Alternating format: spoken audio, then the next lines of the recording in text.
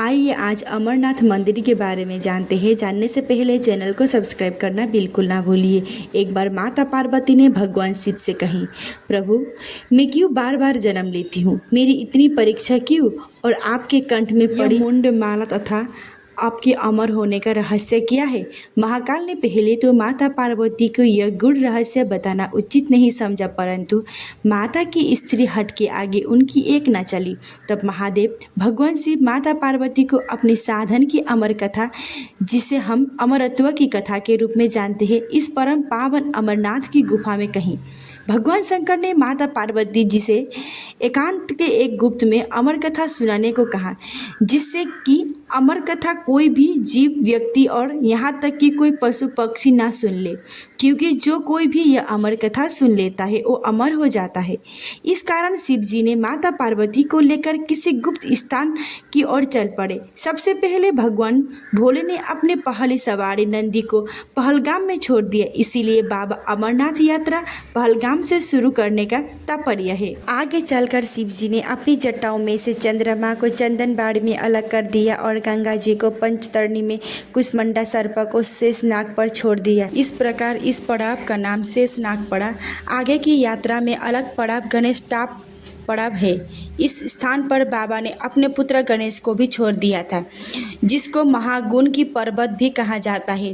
पिस्सू घाटी में पिस्सू नामक कीड़े को भी त्याग कर दिया था। इस प्रकार महादेव ने अपने पीछे लगे जीवनदायिनी को 5 तत्वों को भी अपने से अलग कर दिया था। इसके साथ माँ पार्वती संग एक गुप्त गुफा में प्रवेश कर गए।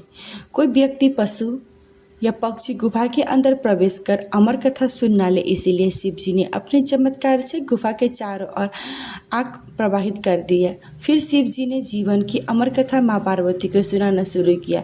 कथा सुनते सुनते देवी पार्वती को नींद आ गई और वो सो गई।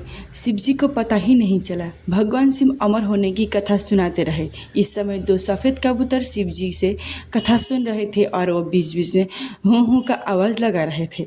शिव जी को लगा रहा था कि माँ पार्वती कथा सुन रही है और बीच में हुआकार भी लगा रही है। इस तरह दोनों कबूतर ने अमर होने की पूरी कथा सुन ली। कथा समाप्त होने पर शिव जी का ध्यान पार्वती माता की ओर चल गई और सोचा कि अगर पार्वती सो रही है तब इसे कौन सुन रहा था। तब महादेव की दृष्टि 2 कबूतरों पर पड़ी। महादेव ये कबूतर पर क्रोधित हुए और उन्हें मारने के लिए तत्परसत हुए। इस प्रकार कबूतर ने भगवान शिव से कहा कि हे प्रभु, हमने आपसे अमर होने की कथा सुनी है। यदि आप हमें मार देते हैं तो अमर होने की कथा झूठी रह जाएगी। इस पर भगवान शिव जी ने 2 कबूतरों को जीवित छोड़ दिया और उन्हें आशीर्वाद दिया कि तुम सदैव इस स्थान पर शिव पार्वती के प्रतीक चिन्ह के रूप में निवास करोगे। अंत यह कबूतर का जोड़ा अजय हो गया। माना जाता है कि आज भी इन 2 कबूतरों का दर्शन भक्त यहाँ प्राप्त कर लेते हैं। इस तरह से यह गुफा अमर कथा का साक्षी हो गया। इसका नाम अमर गुफा पड़ा, जहाँ गुफा के अंदर भगवान शिव बर्फ में निर्मित शिवलिंग के रूप में विराजमान है। पवित्र गुफा में माँ पार्वती के अलावा गणेश जी भी अलग से बर्फ में निर्मित प्रतिस्वरूपों के दर्शन किए जा सकता है। इस पवित्र गुफा की खोज के बारे में पुराणों में भी एक कथा प्रचलित है कि एक बार एक गडरिये के साधु मिला, जिसने उस गडरिये के कोयले से भरी एक बोरी दी, जिसे गडरिया अपने कंधे पर रखकर घर की ओर चला गया। घर आकर उसने बोरी खोला तो आश्चर्यचकित हो गया, क्योंकि कोयले की बोरी में अब सोने की सिक्के हो चुकी थी। इसके बाद ही वो गडरिया साधु से मिलने और धन्यवाद करने के लिए उसी स्थान पर चला गया, परंतु वहाँ उसे साधु नहीं मिला, बल्कि ठीक उसी जगह पर एक गुफा दिखाई दी। गडरिया जैसे ही उस गुफा के अंदर गया तो उसने वहां पर देखा कि भगवान भोले शंकर बर्फ में बने शिवलिंग के आकार में स्थापित थे। उसने वापस आकर सबको यह कहानी बताई और इसी तरह भोले बाबा की पवित्र अमर गुफा की खोज की गई है। पवित्र अमरनाथ मंदिर हिंदू धर्म का प्रमुख तीर्थस्थल है।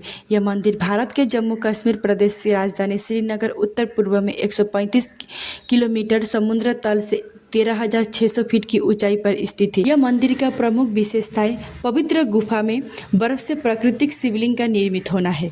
प्राकृतिक हिम से निर्मित होने के कारण इसे स्वयंभू हिमानी शिवलिंग भी कहते हैं। आषाढ़ महीना की पूर्णिमा से शुरू होकर रक्षाबंधन तक पूरी सावन महीना में होने वाले पवित्र हिमलिंग दर्शन के लिए लाखों लोग यहाँ आते हैं। गुफा के परिधि लगभग 150 फीट है और इसमें ऊपर से बर्फ की पानी की बूंदें जगह जगह पर टपकी रहती है। यहीं पर एक ऐसा जगह है जिसमें टपकने वाले हिम बूंदों से लगभग 10 फीट लंबा शिवलिंग बनता है। चंद्रमा के घटने के साथ साथ इस बर्फ का आकार भी घटता है और चंद्रमा के बढ़ने पर इस बर्फ का आकार भी बढ़ता है। श्रावण पूर्णिमा को यह अपने पूरे आकार में आ जाता है। अमावस्या तक धीरे धीरे छोटा हो जाता है। आश्चर्य की बात तो यह है कि शिवलिंग ठोस बर्फ का बना होता है, जबकि गुफा में आमतौर पर कच्ची बर्फ ही होती है जो हाथ में लेते ही भुरभुरा जाए।